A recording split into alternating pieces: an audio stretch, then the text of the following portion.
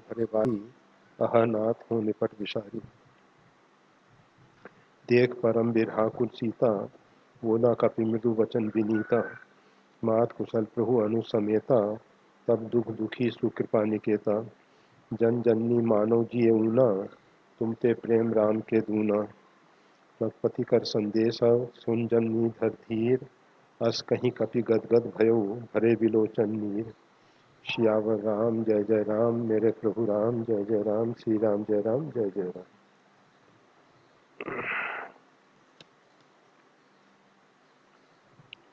कपि के वचन सप्रेम सुनी, उपजा मन विश्वास। जाना मन कम वचन जाना जाना मन कम वचन यह, कृपा सिंधु कर दास।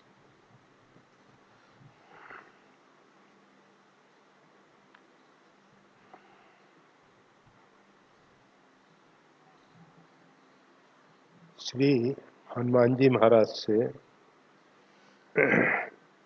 भगवती सीता जी ने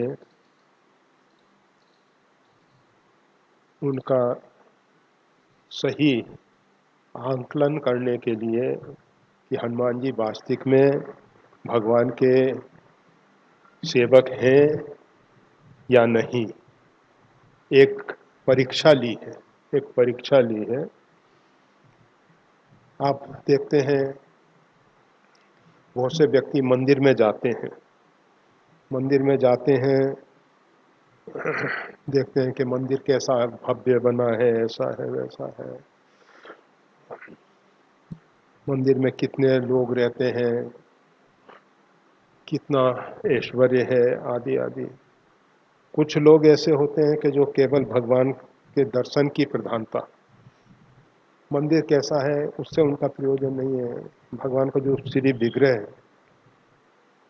उसमें उनकी विशेष दृष्टि रहती है।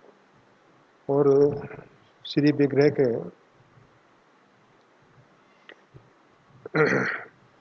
भगवान के एक एक अंग का वो बहुत प्रेम पूर्वक अवलोकन करते रहते हैं, अवलोकन करते रहते हैं।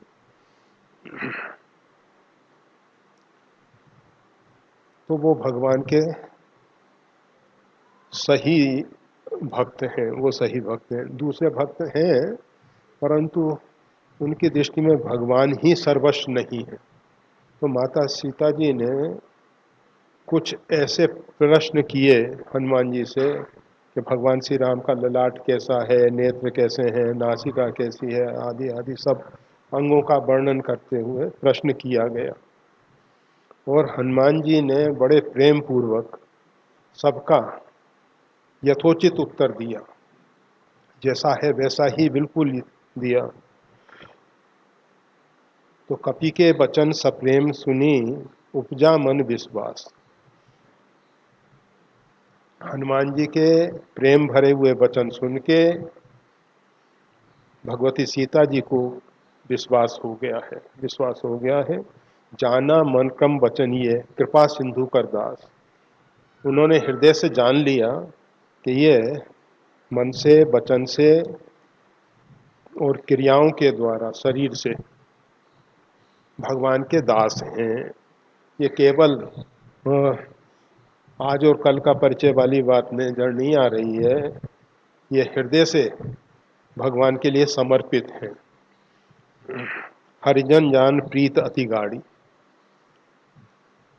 पहले जब राम कथा कहने लगे थे तो उस समय माता जी के हृदय में प्रेम का भाव उमड़ा था, परंतु जब पूरा परिचय हनुमान जी का मिल गया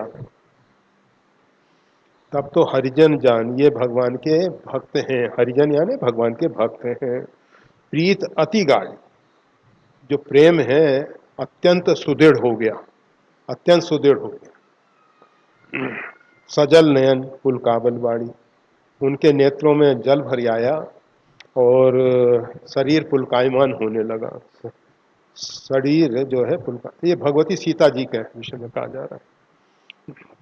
सीता जी का शरीर जो है पुलकायमान हो रहा है, नेत्रों में जल भर आया है बूढ़त बिरह जल्द हनुमाना, भयउ तात मोह कहूँ जल जाना। माता जी कहती हैं, हे हनुमान, मैं बिरह रूपी सागर में डूब रही थी, आप जो हैं मेरे लिए एक सुदृढ़ जहाज बन के आ गए, पानी का जहाज जैसे हो, जल जान, जल का जान यानी जहाज। अर्थात कोई व्यक्ति अगर समुद्र में डूब रहा है, वैसे तो कहा जाता है कि डूबते को तिनके का सहारा, परंतु समुद्र की जो उताल तरंगे हैं उसमें छोटी नौका भी नहीं बचा पाती है।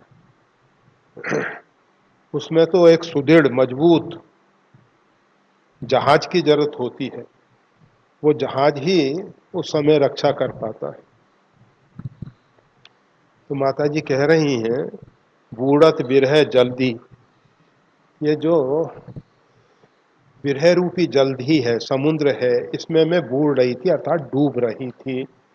हे हनुमान, आप उसने बचाने के लिए एक सुदृढ़ जहाज बन के आए, भयउ तात मोह कहूँ, मेरे लिए आप एक सुदृढ़ जहाज बन के आए हैं।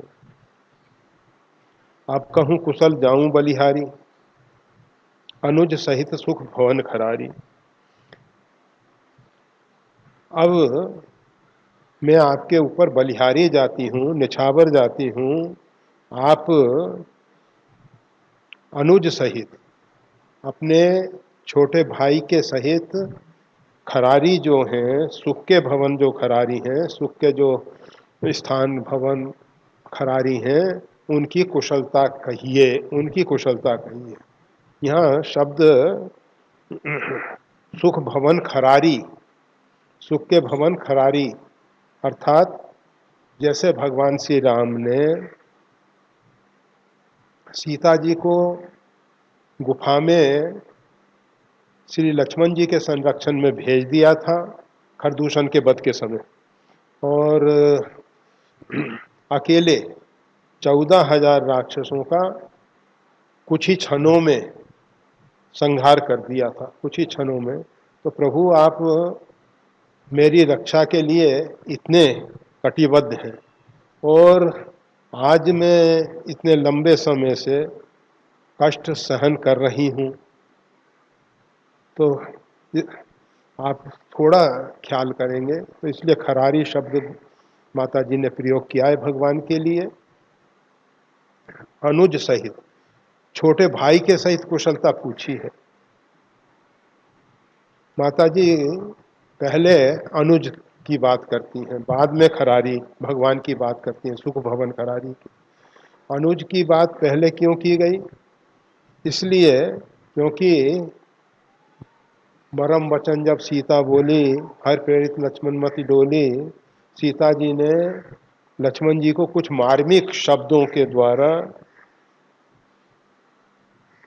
उत्पीड़ित किया था, जिसके कारण लक्ष्मण जी रेखा खींच के सीता जी के संरक्षण के लिए भगवान श्री राम के पास गए थे। तो मन में बारंबार माता जी के एक ही भाव आता है, मैंने उस समय जो लक्ष्मण जी की उपेक्षा की, लक्ष्मण जी के प्रति इस प्रकार के कठोर वाणी का प्रयोग किया, मार्मिक शब्द जो उनके हृदय में चुभ गए, उन सब के कारण भगवान ने मेरा त्याग तो नहीं कर दिया है, उस कारण से भगवान मेरी सुध नहीं ले रहे हैं, नहीं तो इतने विलंब के पीछे क्या कारण। ऐसा सीता जी के मन में बारंबार आया है। और कुछ रामायण के वक्ता कथावाचक वो भी इस प्रकार की बात करते हैं कि भगवान श्री राम ने जब गीधराज जटायु से सुन लिया था कि रावण के द्वारा सीता जी का अपहरण हुआ है, ले दक्षिण दिश गयो गुसाई, वो भी स्पष्ट हो गया था। फिर यत्र तत्र खोजते हुए इतना समय लगाने की क्या जरूरत थी भगवान श्री राम। परंतु जब तक हनुमान जी के द्वारा संदेश नहीं आया, और हनुमान जी के द्वारा संदेश में अनुज समेत गयहु प्रभु चरणा, भगवती सीता जी ने, अभी आएगा आगे, आज आएगा या कल आएगा, आगे के प्रसंग में आएगा, माता जी हनुमान जी से कहती हैं, अनुज समेत गए हो प्रभु चरण। अनुज के सहित प्रभु के चरण को पकड़ के निवेदन करना। जबकि लक्ष्मण जी के प्रति माता जी का जो भाव है, वात्सल्य भाव है, और लक्ष्मण जी का माता जी के प्रति मातृ भाव है। इसलिए चरण गहने की बात जो है, चरण पकड़ के निवेदन करने की बात है, वो युक्ति युक्त नजर नहीं आती है। परंतु सीता जी के मन में ऐसा एक भाव है कि मैंने लक्ष्मण जी का अपराध कर दिया है। ऐसा, वैसे हम ऐसा नहीं मानते कि भगवान श्री राम और लक्ष्मण जी के मन में ऐसा लेश मात्र भी विचार आया होगा कि नहीं, वो तो एक सहज जो मानवीय लीला कर रहे हैं। मानवीय लीला के अंतर्गत सीता शोध के लिए जो व्यवस्था होनी चाहिए थी, जिस प्रकार की व्यवस्था होनी चाहिए थी, उस प्रकार की व्यवस्था के अनुरूप ही चल रहे हैं। और ये सब लीला के पीछे रावण का जो अंतकाल है, जिस दिन के लिए निर्धारित है, उस समय ही रावण का वध होना है, उससे पहले नहीं होना है। और उसी के हिसाब से 14 वर्ष की अवधि पूरी होनी है। वो सब घटनाएं जो हैं, इन सब का जो भी तारतम्य है, वो सब नियोजित है। ऐसा नहीं है कि अचानक ऐसा हो रहा है या इस कारण से ऐसा हो रहा है। बहुत बार ये बात स्पष्ट हो चुकी है कि लाखों साल पहले जामवंत जी को और अन्य वानरों को भी ये मालूम था कि इस प्रकार से सीता शोध के लिए आएंगे। ये संपाति का भी ऐसा ही कथन है, और ये सब बहुत लंबी आयु वाले हैं। आजकल के लोग तो इसको एक काल्पनिक मान लेते हैं, परंतु वो चारे दया के बात नहीं जानते हैं कि पहले कितनी लंबी आयु होती थी। अभी घटते हुए इस प्रकार की आयु को देख के हम तुलना वही करते हैं, वही करते हैं।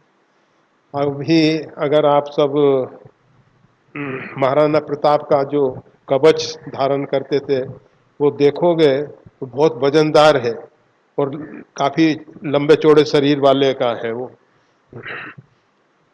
तो आजकल के लोग कहेंगे कि ये तो बनाया हुआ बनावटी है, ये वास्तविक नहीं है। ये थोड़े दिन पहले महाराणा प्रताप हुए, मतलब बहुत युग नहीं बीत गए। और ये तो रामायण की जो कथा है युग युगांतर पूर्व की है, तो उस समय क्या स्थितियां रही होंगी उससे तुलना करें तो अच्छा होगा। और अपने बुद्धि के गलत तर्कों के द्वारा इनमें आक्षेप करें, वो एक भूल होगी, वो एक भूल होगी। तो अनुज सहित सुख भवन खरारी, तो माता जी कह रही हैं कि अनुज सहित सुख के भवन जो खरारी हैं उनकी कुशलता के विषय में कहिए। मैं आपके लिए बलिहारी जाती हूँ, मैं आपके ऊपर निछावर हो जाती हूँ, आप उनकी कुशलता के विषय में कहिए। सीता जी को भगवान की कुशलता के विषय में बहुत जानने की इच्छा है, बहुत जानने की इच्छा है। इसलिए कहती हैं, अब कहूँ कुशल, कि भगवान श्री राम कुशलता पूर्वक तो है ना, ये जो विलम्ब हो गया कहीं ऐसा तो नहीं, क्योंकि सीता जी को जिस समय कपट मृग के पीछे भगवान श्री राम गए थे और कपट मृग ने हा सीते हा लक्ष्मण इस प्रकार से मारीच ने पुकारा था, और सीता जी को उसके बाद का कोई समाचार नहीं मिला है। लक्ष्मण जी गए हैं भगवान श्री राम के पास, परंतु उतने समय में तो रावण आ गया और रावण अपहरण करके ले जाता है। तो सीता जी के पास तो उस समय के बाद कोई कुशलता का समाचार नहीं पहुंचा है। तो सीता जी पूछ रही हैं कि भगवान की कुशलता के विषय में कहिए आप। कथा जो हनुमान जी ने सुनाई है उसको सुन लेने के बाद ये तो निश्चित हो गया कि भगवान श्री राम सब प्रकार से ठीक हैं, परंतु फिर भी एक प्रेम है हृदय का, और उसी प्रेम के कारण वो प्रश्न करती हैं कि आप कहूँ कुशल जाऊं बलिहारी। मैं आपके ऊपर निछावर जाती हूँ, आप उनकी कुशलता के विषय में कहिए। कोमल चित्त कृपाल रघुराई, भगवान का चित्त तो अत्यंत कोमल है, वो तो रघुराई हैं, रघुराजा हैं, कपकी है धरी निष्ठाई। फिर उन्होंने किस कारण से ऐसी निष्ठुरता धारण कर ली, अर्थात आज तक कोई उनका समाचार भी नहीं मिला, उन्होंने मेरे विषय में कुछ कार्य भी नहीं किया। सीता जी को लग रहा है कि भगवान मेरे समय बहुत निष्ठुर हो गए हैं, क्योंकि भगवती जानती हैं कि राम जी को ये सीता शोध के लिए इतना समय नहीं लगाना चाहिए था, नहीं लगाना चाहिए था। वो तो किसी भी प्रकार से सब देख के सुन के समझ के जान सकते थे। वो सब प्रकार से समर्थ हैं, प्रभु जो है सब प्रकार से समर्थ हैं, और इसलिए तो उसमें कोई ऐसी समस्या नहीं आनी चाहिए थी, परंतु जो भी है। आप कहूँ कुशल जाऊं बलिहारी, अनुसही सुख भवन करारी, कोमल चित कृपाल रघुराई। भगवान जो हैं बहुत कृपालु हैं, उनका हृदय बहुत कोमल है, वो रघुराजा हैं। कपकी है धरी निष्ठाई, उन्होंने किस कारण से ये निष्ठुरता धारण कर रखी है। सहज बान सेवक सुखदायक, कभों की सूरत करत रघुनायक।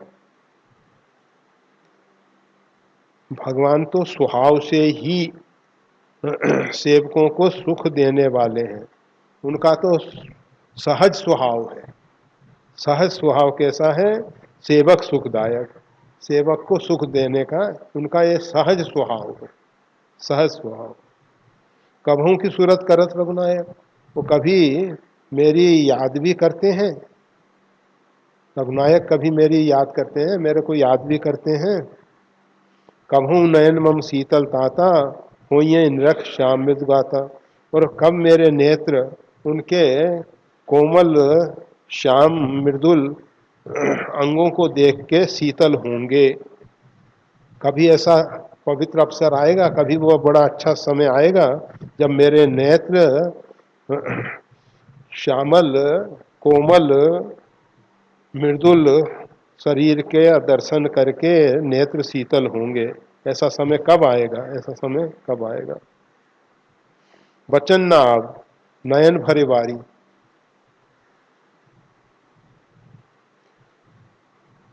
सीता जी के मुख से वचन नहीं आ रहे हैं, नेत्रों में जल भर आया है।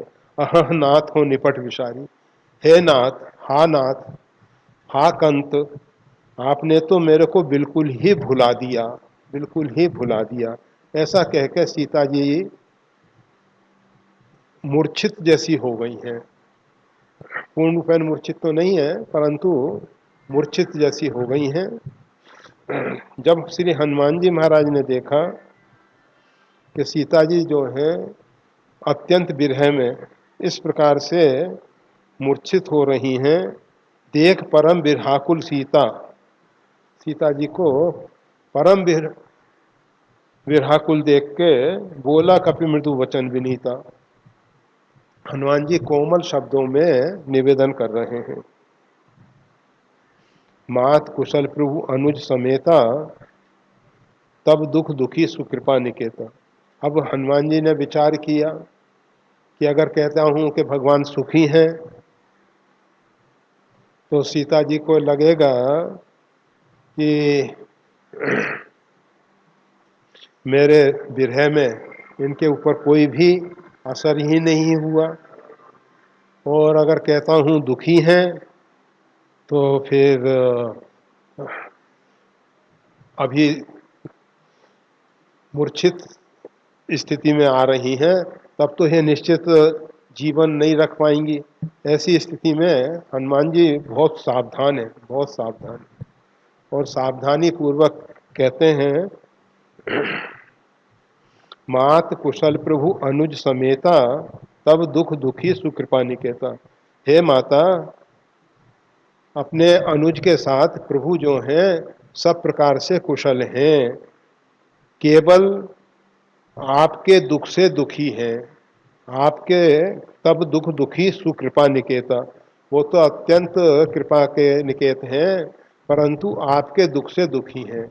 और सब कुशल है, केवल आपके दुख से दुखी हैं।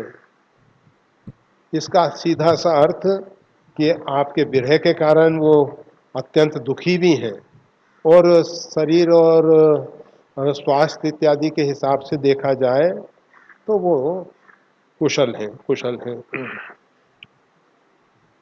मात कुशल प्रभु अनुज समेता, तब दुख दुखी सुकृपा निकेता। जन जननी माने जिये ऊना। हे माँ, हनुमान जी जननी, पहले माता, अनेक बार सीता जी को ये सब संबोधन कर रहे हैं। जन जननी मानो जिये ऊना, तुमते प्रेम राम के दूना। हे माँ, आप किसी प्रकार से अपने मन में न्यूनता ना माने। ऊना शब्द जो है ना, ऊन संस्कृत का है, और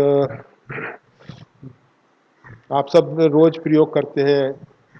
19, 29, 39, मतलब 39 में एक कम, 29 मतलब 30 में एक कम, ऊन यानी कम, न्यून, न्यूनाधिक। तो जन जननी मानव जिये ऊना। हे माँ, आप किसी प्रकार से हृदय में न्यूनता ना लाएं। तुमते प्रेम राम के दूना।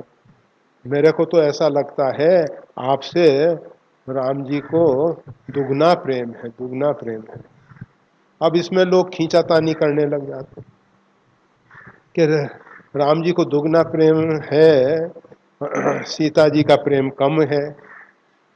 वास्तविक में यहाँ कोई ऐसा स्केल से नापा नहीं गया कि किसका ज़्यादा है, कम है, दुगना है, ऐसा है, ऐसा कुछ नहीं है। यहाँ सिर्फ माता जी को धैर्य देने के लिए माता जी ने ऊपर कहा है, कभों की सूरत करो रघुनायक, कभों नयन मम शीतल दाता। बहुत विरह में बहुत व्याकुल हो रही हैं। ऐसी स्थिति में वैसे सीता और राम कहियत भिन्न न भिन्न, नीत प्रीत परमारथ स्वारथ, को न राम सम जान यथारथ। प्रेम के विषय में भगवान के समान यथार्थ रूप में कोई नहीं जानता है। यथार्थ रूप में प्रेम कैसा होता है वो भगवान के सिवाय कोई नहीं जानता है। और सीता राम जी दो नहीं हैं, एक हैं। इसलिए उनमें ऐसा नहीं विभाजन करना चाहिए कि राम जी को सीता जी से दुगना प्रेम है। वैसे जो तर्कों के द्वारा लोग इस मानस की चौपाइयों के आधार पे, जो अभी आगे आने वाला है, उसके आधार पे कुछ लोग ऐसी कल्पनाएं कर लेते हैं कि राम जी का प्रेम सीता जी से दुगना है, ज़्यादा है। परंतु अगर इस प्रकार से तर्क किए जाएंगे, इस प्रकार के अगर तर्क किए जाएंगे, तो राम जी तो माता सबरी के यहाँ बड़े प्रेम से, जो माता जी ने सबरी ने फल इत्यादि दिए हैं, प्रेम से पाए हैं, भगवान ने बड़े प्रेम से पाए हैं। नवदा भक्ति का उपदेश कर रहे हैं। और उसके बाद सुग्रीव के पास आके बड़े प्रेम से बात किए हैं। सीता जी के विरह की बात भूल के और बाली का वध किया है सुग्रीव के दुख को दूर करने के लिए। तो सीता जी ने राम जी के विरह में राम जी के अतिरिक्त दूसरा चिंतन नहीं किया, आहार इत्यादि नहीं लिया, स्नान इत्यादि नहीं किया। राम जी तो पंपा सरोवर पे बैठते हैं, स्नान वगैरह भी कर लेते हैं, सब कुछ करते हैं। तो ये सब तर्क देने की जरूरत नहीं है। ना तो राम जी का प्रेम ज़्यादा है, न सीता जी का प्रेम कम है। दोनों दो हैं ही नहीं। सीता और राम को अलग करके किसी को छोटा बड़ा करना, प्रेम में कम और ज्यादा ये जोड़ना अच्छा नहीं, अच्छा नहीं। ये केवल हनुमान जी ने जो कहा है तुम ते प्रेम राम के दूना, तो उसके पीछे केवल हनुमान जी का यही भाव है कि सीता जी को धैर्य मिले, और वो सीता जी जो हैं अधीर हो रही हैं, उनको लगे कि नहीं नहीं राम जी मेरे से बहुत प्रेम करते हैं, बहुत प्रेम करते हैं, इस प्रकार के, इसलिए यह शब्दावली का प्रयोग किया गया है। इसमें अन्यथा विचार करना नहीं चाहिए। रघुपति कर संदेश अब सुन जननी धर धीर, अस कहीं कपि गदगद भयो भरे विलोचन नीर। अब रघुनाथ जी का संदेश है माता, आप धैर्य धारण करके सुनिए। रघुपति का संदेश अब सुनू, जननी धर धीर, हे मेरी माँ आप धैर्य धारण करके रघुनाथ जी का संदेश कहें, सुने। अस कहीं कपि गदगद भयो, और रघुनाथ जी का संदेश कहने के प्रारंभ करना चाहते ही थे, तब तक हुआ क्या, अस कहीं कपि गदगद भयो, एकदम गदगद हो गए, वाणी भरी आई और नेत्रों में जल भरी आया है, भयो विलोचन नीर, नेत्र में जल भरी आया है, और वो कुछ बोल नहीं पा रहे, श्री हनुमान जी महाराज बोल नहीं पा रहे हैं। माता जी से तो निवेदन कर दिया, रघुपति कर संदेश अब मैं रघुनाथ जी का संदेश कह रहा हूँ, आप धैर्य धारण करके उसका श्रवण करें, श्रवण करें। अब फिर हनुमान जी ने स्वयं धैर्य धारण किया, और धैर्य धारण करके उन्होंने माता जी से निवेदन किया कि माँ मैं अपने शब्दों में अगर बोलूँगा तो भगवान का संदेश जो है उसमें कुछ अर्थ के अनर्थ होने की संभावना हो सकती है, इसलिए जिस प्रकार से भगवान ने संदेश दिया है वही शब्दावली को मैं दोहरा देता हूँ।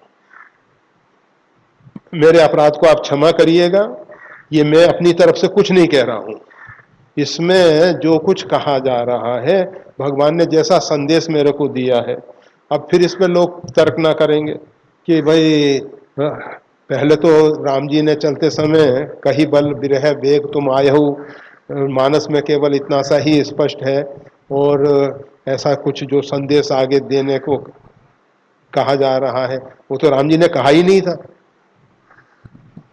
राम जी ने हनुमान जी के कान में कुछ कहा है, गीता बली में स्पष्ट है, हनुमान जी को निकट बुला लिया है और निकट बुला के कहा है, परंतु गोस्वामी तुलसीदास जी एक ही बात को यहाँ हनुमान जी के द्वारा सीता जी को सुनवाना था, तो ये उपयुक्त समय था।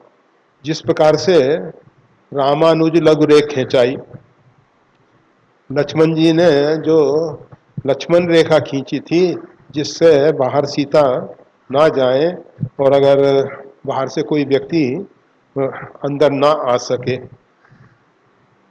तो उसका वर्णन अरण्य कांड में नहीं है, उस कांड में ही नहीं है, रेखा खींचने की बात ही नहीं है। ये कहाँ दिया, मंदोदरी के द्वारा लंका कांड में कहा। तो कौन सा प्रसंग, अब बाल कांड में एक बार त्रेता जुगमाई, शंभु गए कुंभज ऋषि पाई, संग सती जगजननी भवानी, पूजे ऋषि अखिलेश्वर जानी। तो उसमें आया है कि राम जी सीता जी के विरह में सीता जी का खोज करते हुए घूम रहे हैं, अति विचित्र रघुपति चरित जाने परम सुजान। अब ये चरित्र वन का है और बालकांड में, तो कौन सा प्रसंग कहाँ किस प्रकार से दिया गया है उसको सावधानी से, तो इसमें हनुमान जी ने माता जी से निवेदन किया है कि माँ इसमें मेरा एक शब्द नहीं है, मैं नहीं कह रहा हूँ, रघुनाथ जी ने जो संदेश दिया है उस संदेश को मैं उन्हीं के शब्दों में दोहरा रहा हूँ, उन्हीं शब्दों में मैं दोहरा रहा हूँ। मेरे अपराध को आप क्षमा करें, क्योंकि मैं आपके लिए जो शब्द प्रयोग नहीं कर सकता हूँ वो शब्द भगवान श्री राम ने कहे, और वो शब्द मैं बोलूँगा जैसे है सीते, तो और मैं नहीं बोल रहा हूं, ये शब्द भगवान के हैं, मैं उस संदेश को दोहरा रहा हूं। कहऊ राम वियोग तब सीता, राम जी के शब्दों में कहा जा रहा है, हे सीता,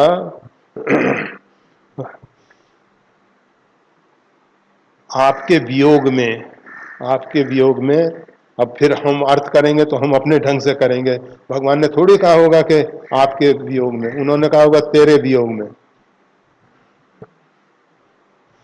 मोकम सकल भय विपरीता, मेरे को सब प्रतिकूल हो गए, विपरीत हो गए हैं, विपरीत हो गए हैं। नवतर किसलय मनो कृषाणु, ये जो वृक्षों के नवीन कोमल कोमल पत्ते हैं, एकदम कोमल कोमल पत्ते हैं, नवतर किसलय, किसलय यानी वो कोमल पत्ते, कोपले जिनको कहते हैं, कहीं कहीं उसको कल्ले भी कहते हैं, कल्ले निकल रही हैं, कोपले निकल रही हैं, कोमल पत्ते।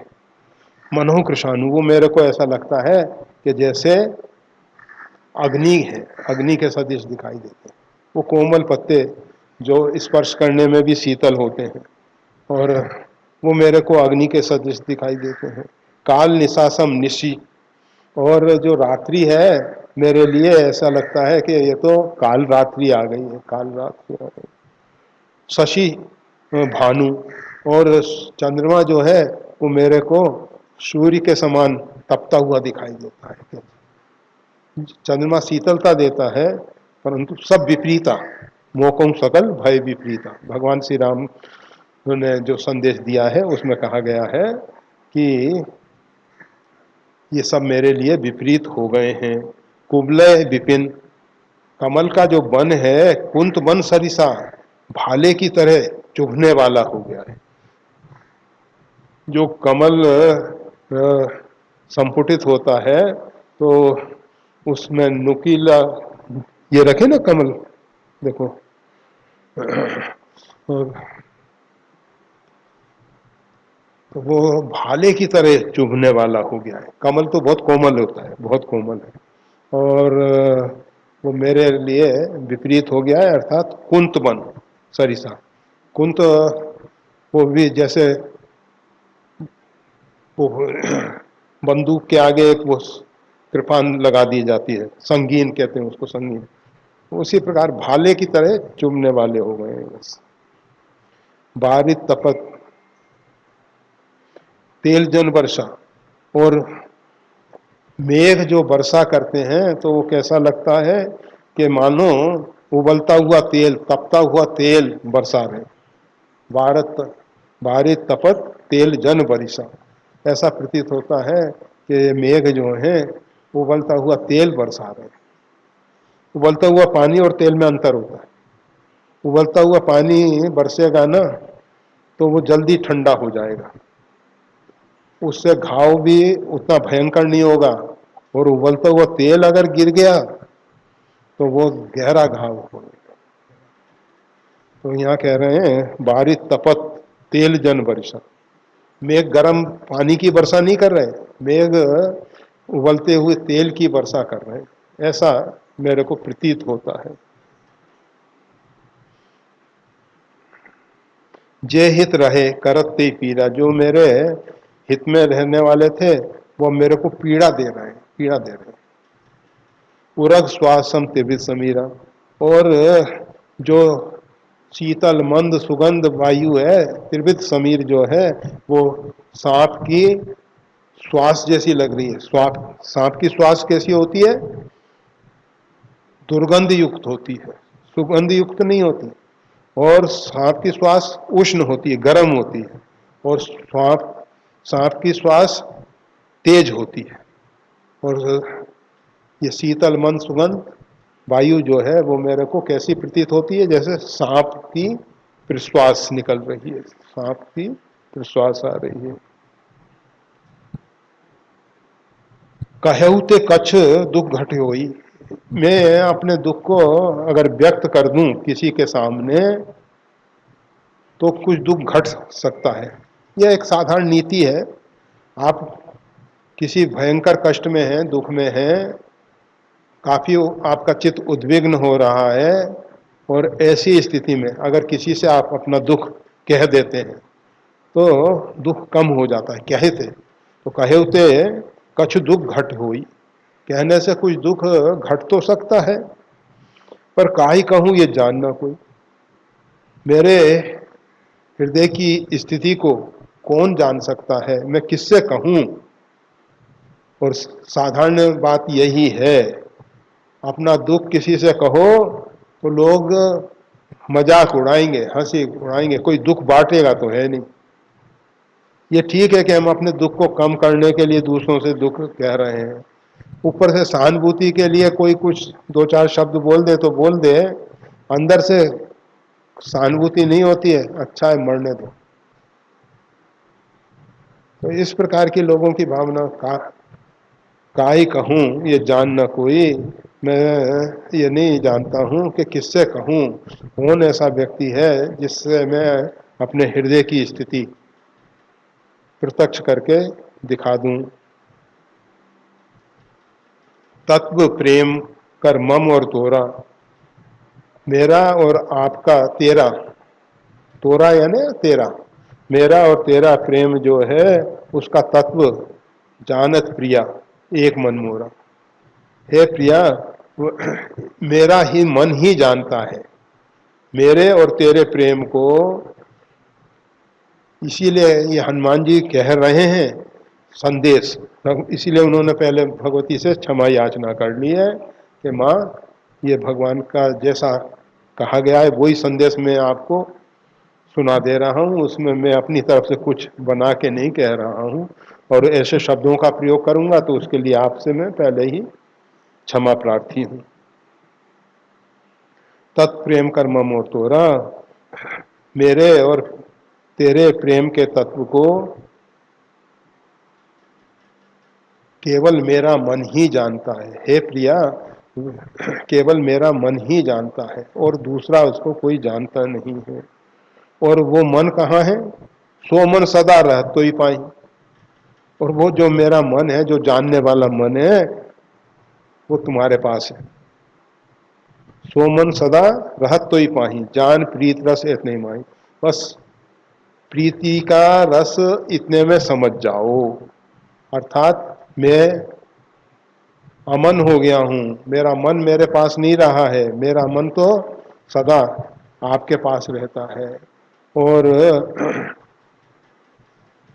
प्रेम से भरा हुआ हमेशा आपका ही चिंतन करता रहता है, आपके विषय में ही सोचता रहता है, आपसे वो दूर होता ही नहीं है, दूर होता ही नहीं है। तो जान प्रीत रस इतने ही माही, बस इसमें संपूर्ण प्रेम के रस की कथा आ गई है, इतने में आ जान जाओ।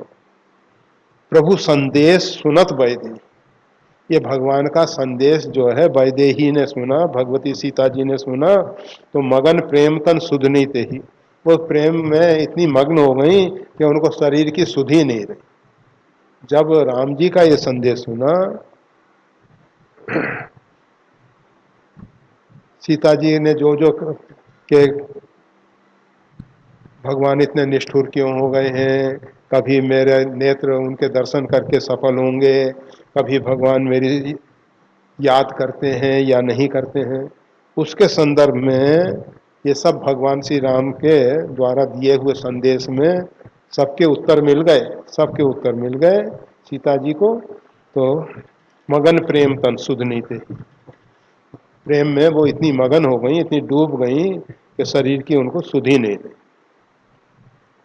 अब हनुमान जी महाराज पुनः, पहले भी धीर धर माता, पहले निवेदन किए थे आप धैर्य धारण करके श्रवण करें, अब पुनः कहते हैं कह कपि हृदय धीर धरु माता, हे माता आप धैर्य धारण करें, सुमिर राम सेवक सुखदाता।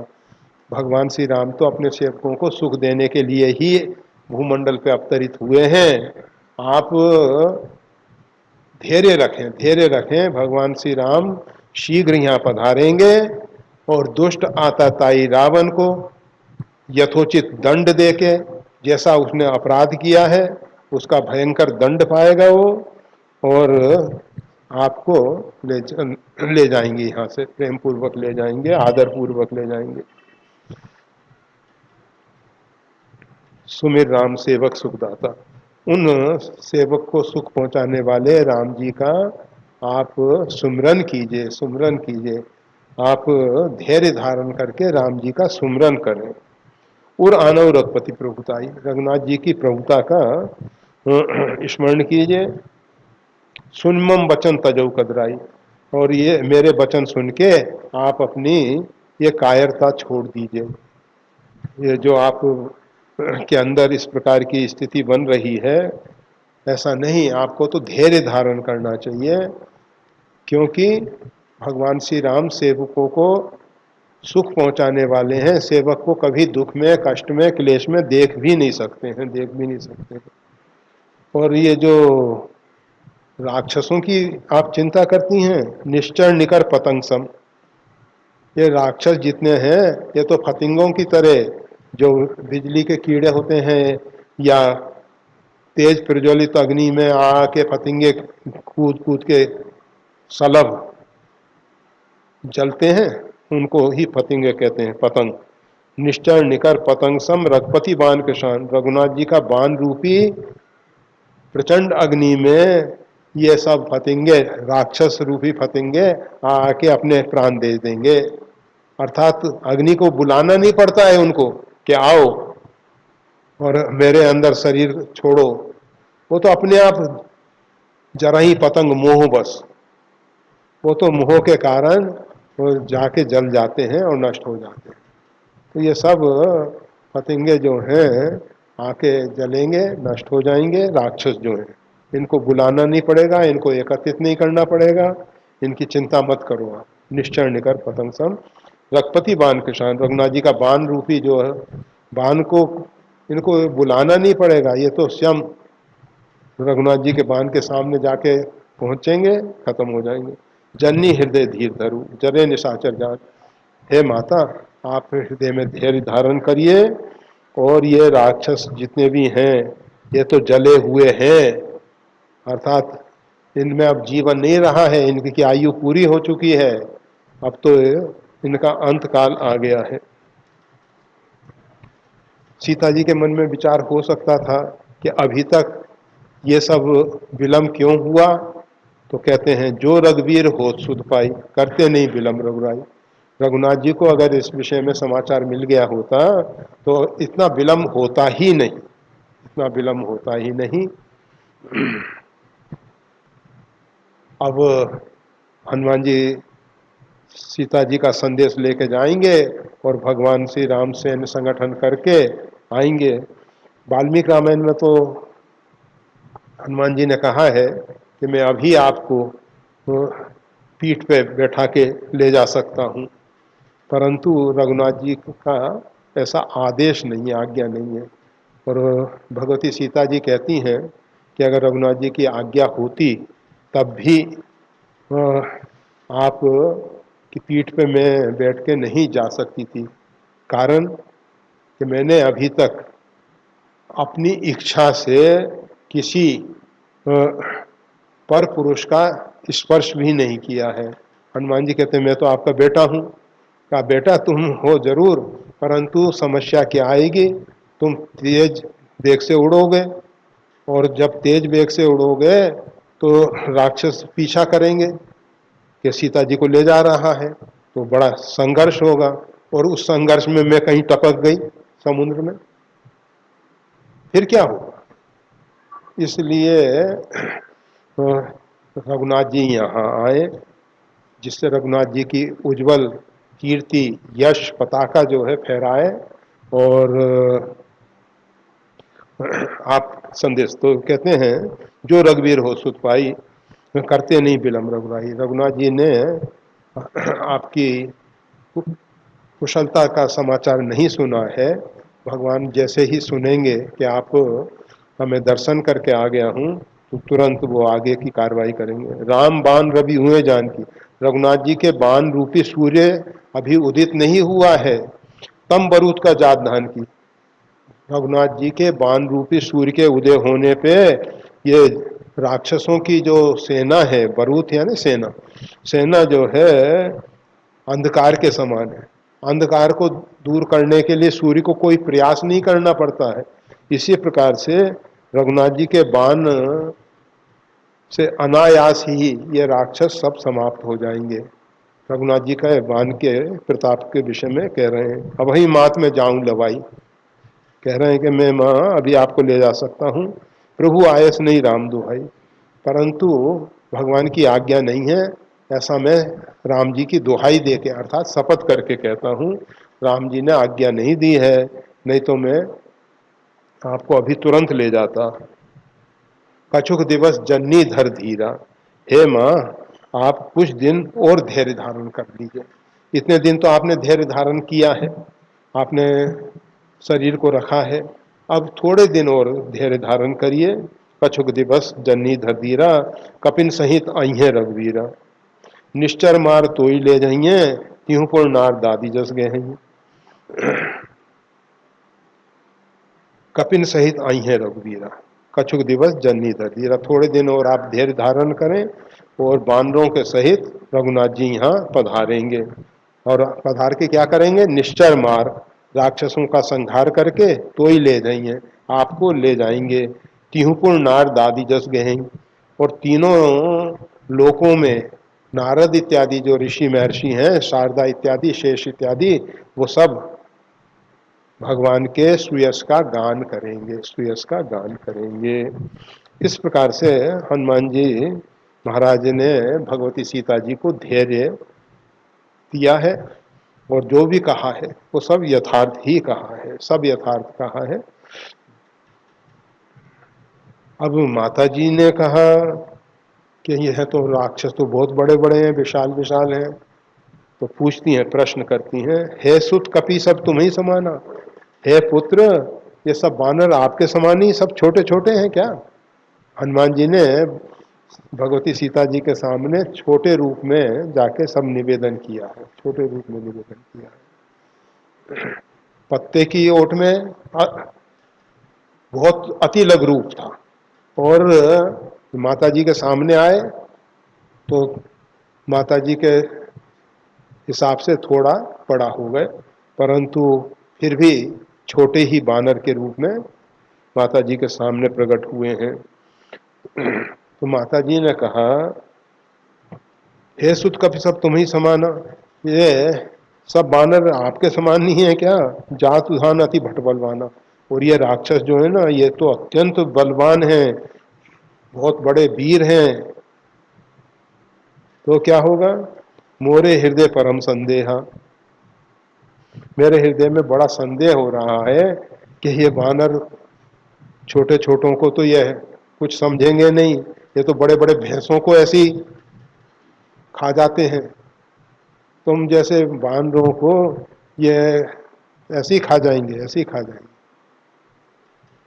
रावण ने कहा ना, नर कपि भाल आहार हमारा, कपि और भालू ये सब तो हमारे भोजन है। तो माता जी ने भी यही बात कही कि ये जात धान तो, ये राक्षस तो बड़े विशाल काय हैं, विशाल शरीर वाले हैं, और ऐसे छोटे छोटे बानर आएंगे तो उनको तो ऐसे ही खा जाएंगे, ऐसी भीड़ को लाने से क्या फायदा है। मोरे हृदय परम संदेह, मेरे हृदय में बड़ा संदेह पैदा हो रहा है, संदेह पैदा हो रहा है। और जब हनुमान जी ने सुना कि माता जी को मेरे स्वरूप को देख के संदेह हुआ है, तुरंत सुनी कपि प्रकट की निज देहा, हनुमान जी ने उनका अपना भयंकर स्वरूप जो है, विराट स्वरूप जो है, प्रकट कर दिया है। कैसा है? कनक भूद्राकार शरीरा, सुमेर वीर के समान उनका शरीर है। कनक भूधर, ये कनक सोने का पर्वत अर्थात सुमेरगिरी, उसके समान शरीर है। समर भयंकर अति बलवीरा, और संग्राम में तो बहुत भयंकर दिखाई दे रहे हैं, जैसे संग्राम में लड़ने के समय बहुत भयंकर होते हैं, वही स्वरूप माता जी के सामने प्रकट किया है। और अति बल वीरा, और अत्यंत बलवान के रूप में माता जी के सामने हनुमान जी प्रकट हो गए, बहुत विशाल स्वरूप में प्रकट हो गए। सीता मन भरोस तब भयो, सीता जी के मन में भरोसा हो गया कि हाँ, ये ऐसे वीर जो हैं ये तो सुनिश्चित है कि रावण जैसे बलवान राक्षसों का वध कर सकेंगे। जब सीता जी के मन में भरोसा हो गया, सीता मन भरोसा भयो पुनि लग रूप पवन सु। फिर हनुमान जी महाराज छोटे बन गए। केवल सीता जी को संतुष्ट करने के लिए उन्होंने वो रूप दिखाया है। अभी उस रूप की यहाँ आवश्यकता नहीं थी, इसलिए वो छोटे बन गए।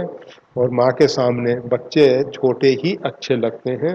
हनुमान जी माँ को कोई अपना बड़प्पन नहीं दिखाना चाहते थे, केवल बताना चाहते थे कि माँ, आपके मन में जो संदेह हो रहा है कि राक्षस वीर बहुत बड़े बड़े हैं और इनके सामने वानर वीर कैसे टिक पाएंगे, तो इसलिए उन्होंने अपना स्वरूप दिखाया है। फिर एक बहुत सही सैद्धांतिक बात हनुमान जी महाराज कह रहे हैं, सुन माता शाखा मृग नहीं बल बुद्धि विशाल।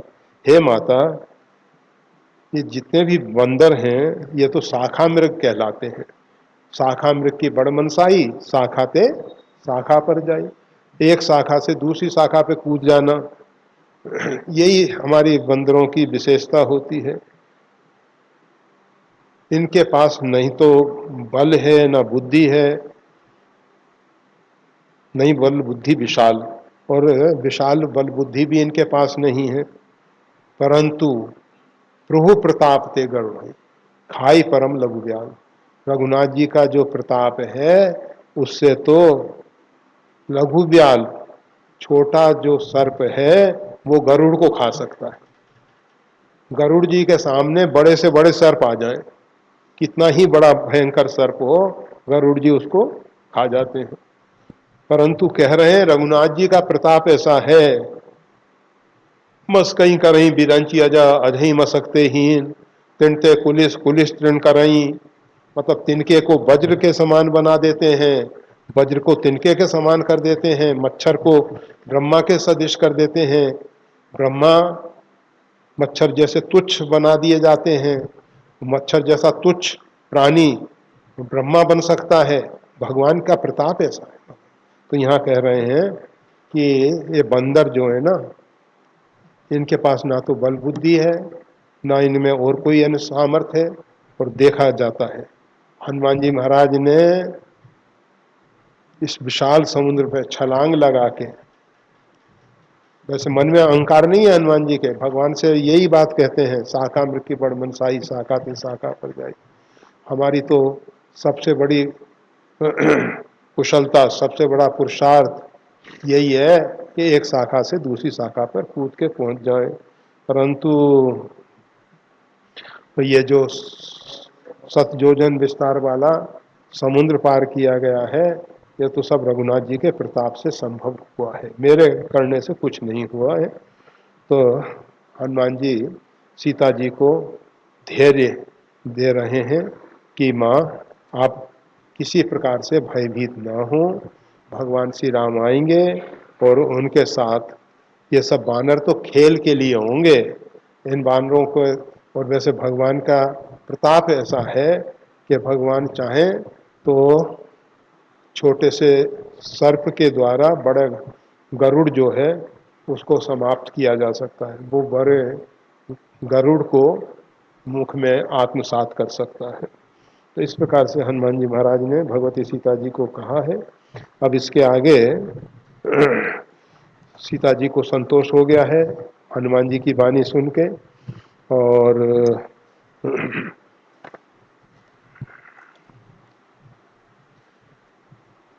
फिर हनुमान जी को